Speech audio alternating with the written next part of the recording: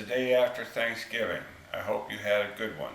I was very busy by myself. I didn't go to any celebrations, didn't even have anything in the nature of a special meal, but I kept plenty busy. It seems like our friend Ryan had a similar experience, Ryan Upchurch.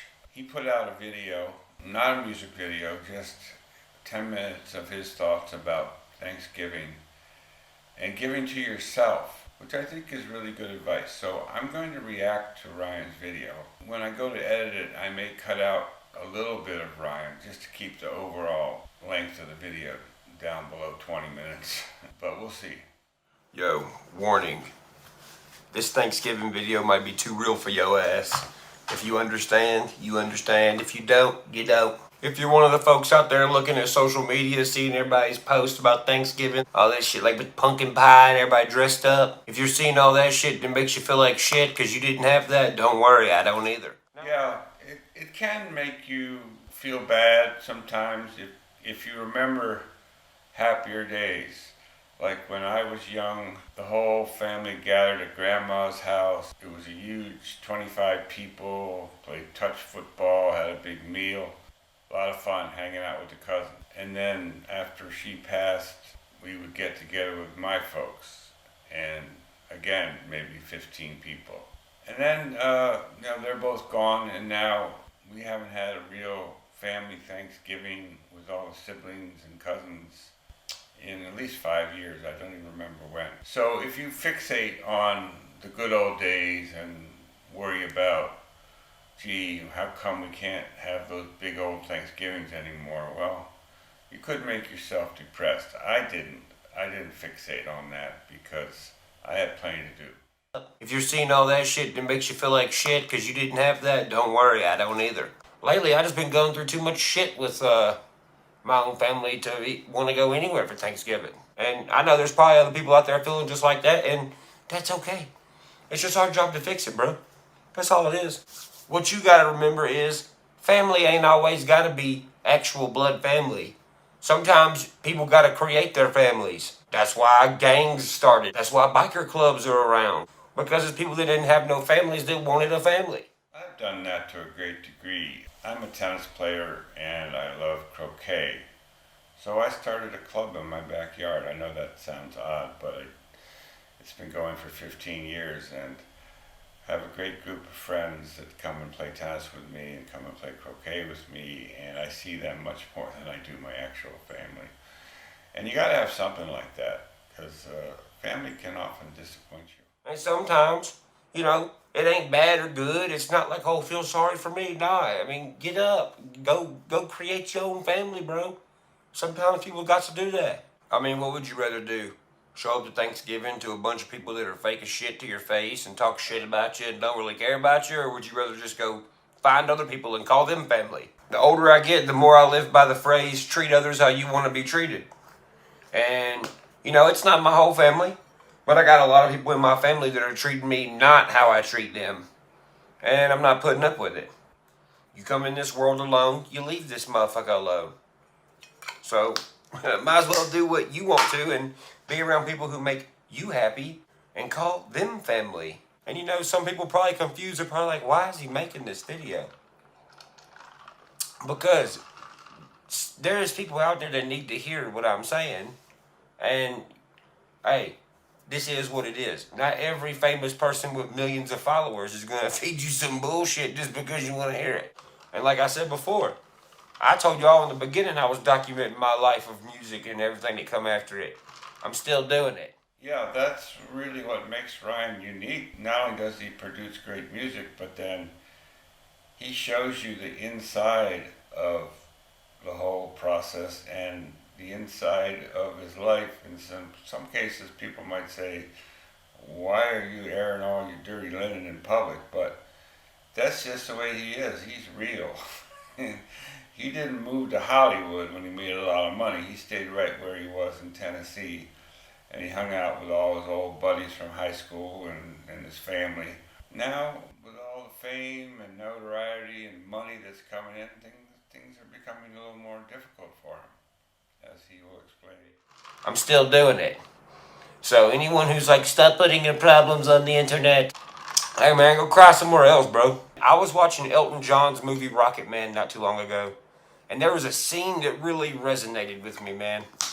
And it's when he's going to his family member's house to see him and, to see how they've been or whatever. And he comes in excited to see his family member. And the family member is just sitting there telling the other family members, he's like, yeah, I heard you were worth X amount of dollars. Is that true?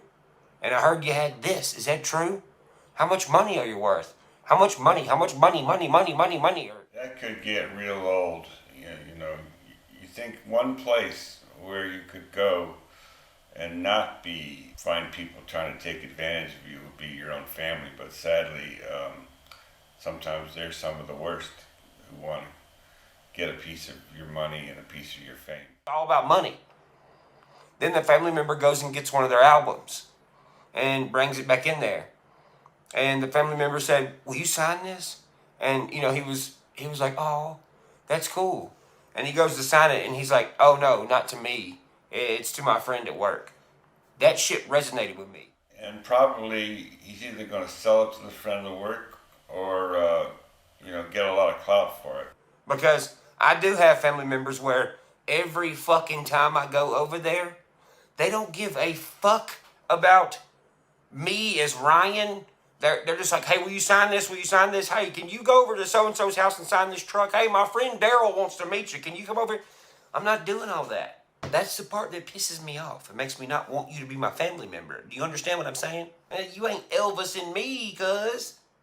I'm not having a heart attack due to stress. I'll just quit fucking with you. Once again, I'm making this video because I know there's a lot of other people out there that are probably dealing with the same shit and they don't know how to handle it.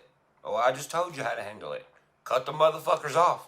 Don't talk to them no more until they clean their fucking act up. Because what I'm learning right now in my own life is money does not change you. It changes everyone around you. Some of them for the better, some of them for the worse. A hard lesson to learn. Money does change some people, I suppose, but it probably changes the people around you even more. Not many people are going to have that experience where they suddenly blow up and become millionaires, but it's not all good. It can make a lot of stress in your life and in your relationships, as Ryan is telling us. Do you even know who the fuck you are, dude? Because it sounds like you don't. And as crazy as it sounds, man, I ain't gonna cap, y'all. I feel the most normal and loved by people when I'm watching reactions of my fucking music. That was the part of the video that really hit me and made me feel really good. Because I did a reaction to his video the night the lights went out in Georgia. And he wrote a personal note, comment. And I don't know what he did after that, but all of a sudden I had an avalanche of viewers, likes, comments, new subscriptions from the creeksquad. And those people are amazing, and I really, really appreciate what Ryan did, whatever he did. I don't know how him writing a comment all of a sudden created all that interest in my video. Maybe someone can explain exactly how that worked, because I have no clue. But whatever he did, it worked, and I'm very grateful to him and the members of the Creek Squad.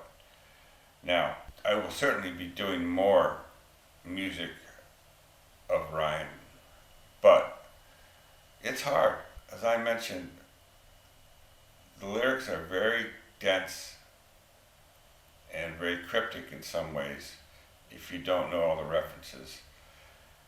And what hurts is that not only is there no lyric videos out there, in a lot of cases, Ryan's most recent songs are not even on the main lyric website. Maybe they're having the same problem, that they can't hear the lyrics. Some of his older songs you could find lyrics for online, but all the new ones have not yet appeared. So I'm left just trying to decipher with my own ears and with the help of other reactors. It's a slow process. And loved by people when I'm watching reactions of my fucking music, and I'm cool with that.